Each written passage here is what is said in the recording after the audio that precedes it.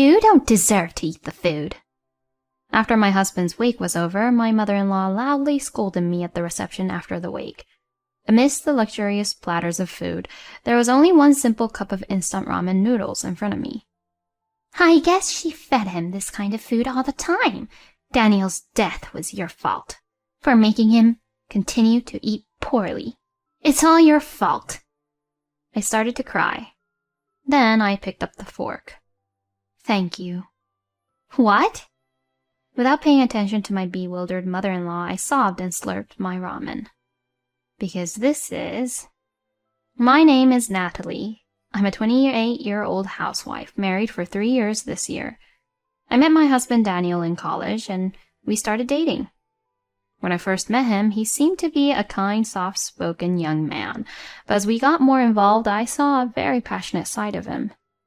You should read this author's book. It's very interesting. You're lending it to me again? I'll look forward to reading it. I'll read it as soon as I get home. He is a bookworm, and when he talks about books, his tone turns passionate. Since I love to read too, we got along right away and started going out. Daniel had always said since he was a student that he'd like to work for a publishing company in the future, and his enthusiasm did not wane when he began his job search. I still remember how happy I was for him when we hugged each other on the day he received the letter of offer. I was also interested in working in the publishing industry, but my parents wanted me to get a job as a medical clerk and work at a nearby clinic, so that was what I did. And we started living together upon graduation. And when I was in my 3rd year of working and getting used to the job, we decided to get married. We were really happy living together, so I had no hesitation when accepting his proposal. However, there was one big change when we got married. If you don't want to, I won't force you to. But can we live with my mother? Daniel made this suggestion apologetically at the dinner table. Daniel's father had passed away in a car accident when he was in high school, so his mother now lived by herself. Daniel also has an older brother, Kevin, but he and his mother don't seem to get along well, and he left home as soon as he started college.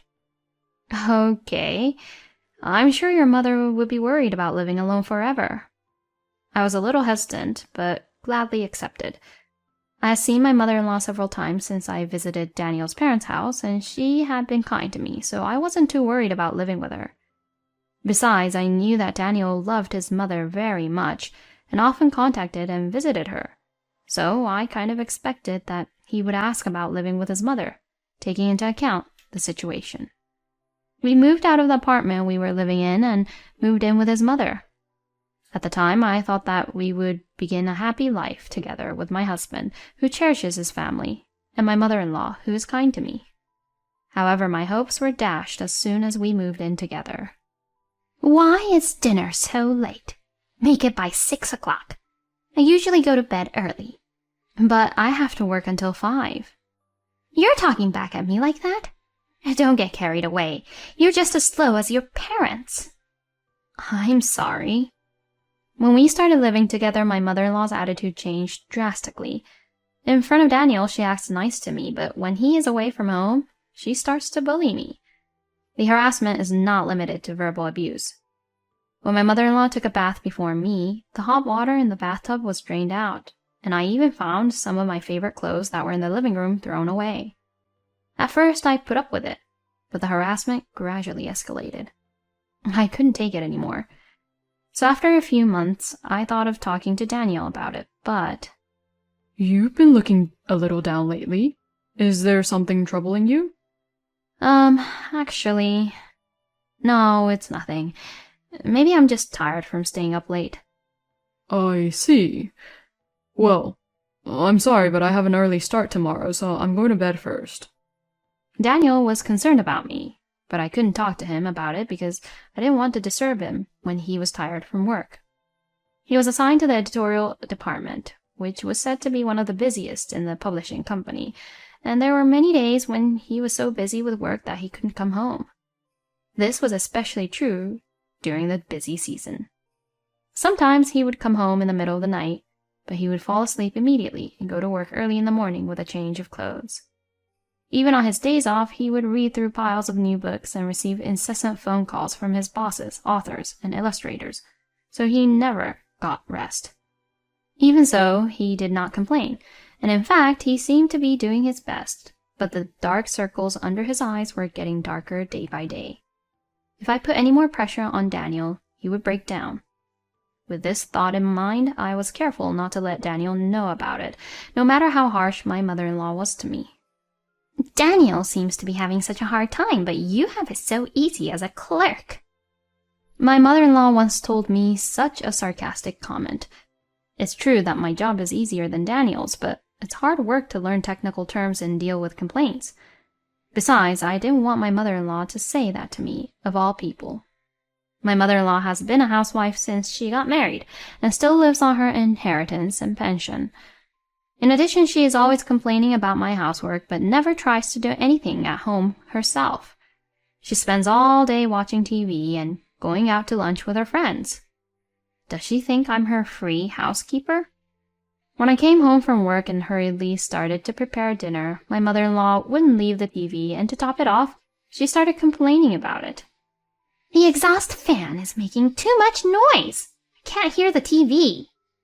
I can't turn it off, even if she says so. I went to a buffet lunch today, and I'm full, so I don't need dinner. Daniel can't come home either, can he? Well, why don't you just skip your meal today? Skipping once wouldn't hurt. You have a job that doesn't require you to move anyway. How selfish of her.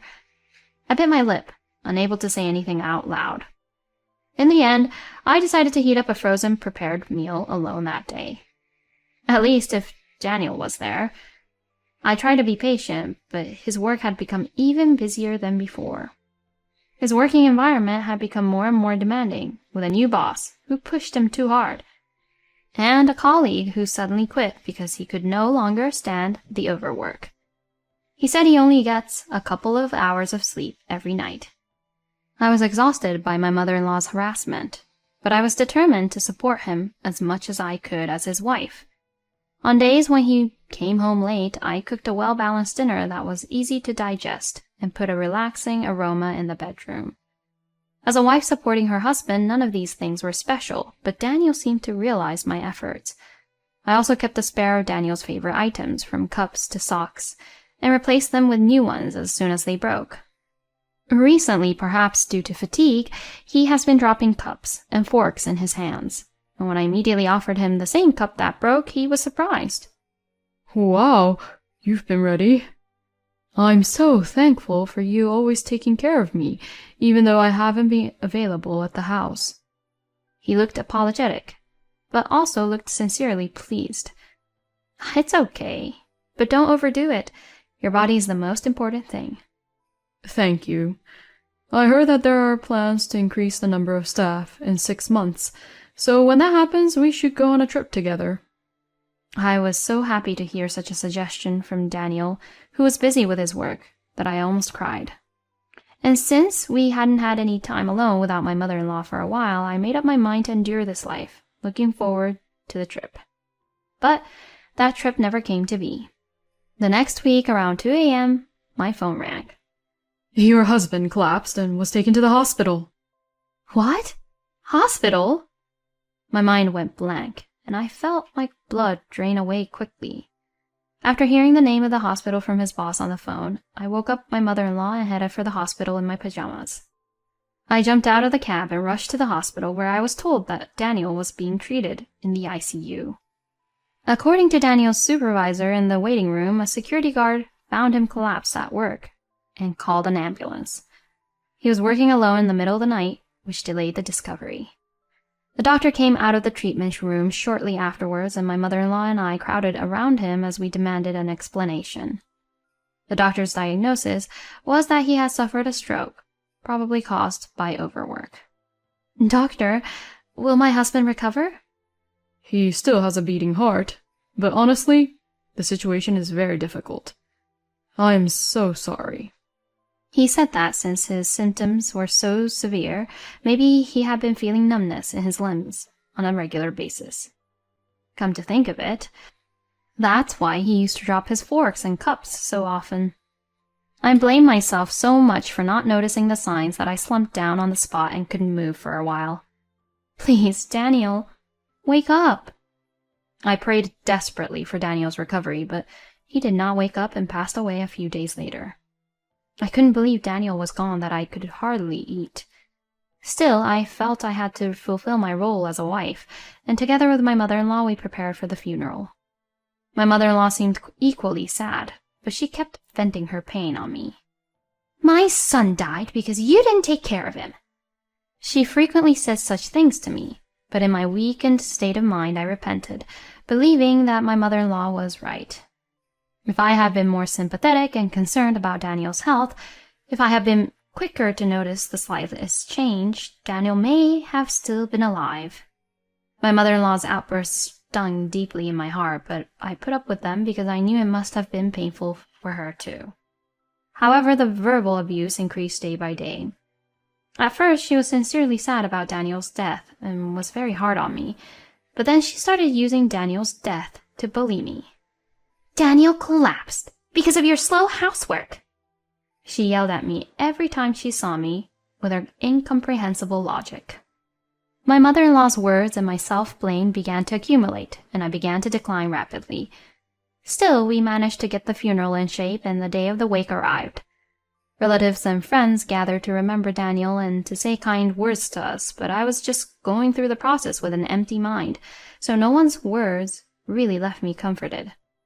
Perhaps because I was so zoned out, my brother-in-law Kevin called out to me. I think Daniel was happy to have married you, Natalie. I know it's hard now, but you only have to hold on a little longer. Yes, thank you. I had met him several times while preparing for the funeral, and he has a kind and warm personality, just like Daniel. I felt a little warmth when he said that to me, since they all sounded alike. But what does that mean? That I only have to hold on a little longer? The wake went smoothly, and we were to go to the room where the reception would be held. I was running late as I was being approached by Daniel's colleagues on the way, and I hurried to the table for the relatives. Almost everyone was there, and when I took my seat, I saw an unbelievable sight. There was only one simple cup of instant ramen noodles in front of me. As I froze, my mother-in-law, who was sitting across from me, stood up. She was so lazy and didn't care about my son that she fed him this kind of food when he came home exhausted. It's all your fault that Daniel died. She yelled at me in front of the relatives. Then voices echoed through the room, and the whole audience looked at me with disdain. Instant noodles every day? Poor Daniel. I could hear such whispering. I was stunned at the level of harassment. It would have been enough if she just didn't prepare food for me, but she went to the trouble of preparing a cup of instant ramen noodles with hot water for her to verbally abuse me in front of my relatives. You are not qualified to eat the food here. As I froze up, she spat at me and continued to shout at me. While my mother-in-law yelled at me, I sat down in my chair as if all the tension in my body had been released, and began to eat the noodles. What? My mother-in-law's eyes widened in disbelief, as if she didn't think I would actually eat it. She probably thought I would just run away crying. But I continued to eat without caring, tears welling up with each bite. Daniel. In fact, this ramen was Daniel's favorite, and we used to eat it frequently when we were in college. A taste that holds fond memories for me and Daniel, so to speak. Before I got a job, I recall Daniel saying, I'm sure I'll be busy when I join the publishing company, so I'll always have to have this on hand, while slurping his noodles happily. It was his favorite dish. So, even after we got married, I always had it in the pantry, but I rarely served it at meals out of concern for Daniel's health. In the silent room, the attendees looked at me and my mother-in-law in a surprise. In the midst of all this, a man stood up, took a small item out of his bag, and handed it to a staff member at the venue. I looked up and saw it was Kevin. I'm sorry to bother you at a time like this, but I have a video message from Daniel. The staff then arranged for a projector to project the video onto the screen at the venue. The person on the screen was in fact Daniel. My mother-in-law and I were stunned by this sudden turn of events. Sorry to bother you, Kevin. I need your help. to save Natalie. It appears to be a recording of a video call between Daniel and Kevin. Daniel is speaking in front of a wall that appears to be of a conference room at his office. Actually, it looks like Natalie is being harassed by Mom. I honestly can't believe it. All eyes in the room were on my mother-in-law. This is all a lie. This is a prank. Turn off the video, Kevin. And then the video cut to our living room. Clean up your mess, ugly wife. You're my housekeeper. Don't eat my food. It was my mother-in-law cursing at me. It appeared to be a recording of our conversation at home, with my mother-in-law's vile slurs, and me apologizing to her one after the other. My mother-in-law looks very pale, shaking while holding her hand to her mouth. Daniel appeared on the projector again and began to explain. According to the story, he said that he didn't think his mother, who took such good care of him, would ever do such a thing, but he couldn't get rid of his doubts, so he has set a camera in the house. Seeing the recordings, Daniel was convinced that terrible wife bullying was taking place. However, he felt that if he pointed this out directly to his mother, she might take that situation and make it even worse. So he decided to denounce it as thoroughly as possible in the presence of a third party and consulted his brother remotely from his work. Natalie has always been so devoted to me. I love her very much, and she is my beloved wife. But I've just found out that Mom has been treating her very badly. I'll send you the video evidence later. I haven't been able to solve the problem because of my busy work schedule, and I'm causing Natalie a lot of pain. Please, I need your help. The video stopped there, and the room fell silent again. Hearing Daniel's words, I cried uncontrollably. I couldn't believe that Daniel was so concerned about me, and that he had consulted with Kevin in spite of his busy schedule. I received a sympathetic look from the attendees while they gave a scornful look to my mother-in-law. That mother is a jerk. Poor Natalie. So the story about the instant noodles was a lie? The voices of the attendees blaming my mother-in-law grew louder and louder until Kevin finally put the final nail in the coffin. Apologize to Natalie, and don't harass her ever again.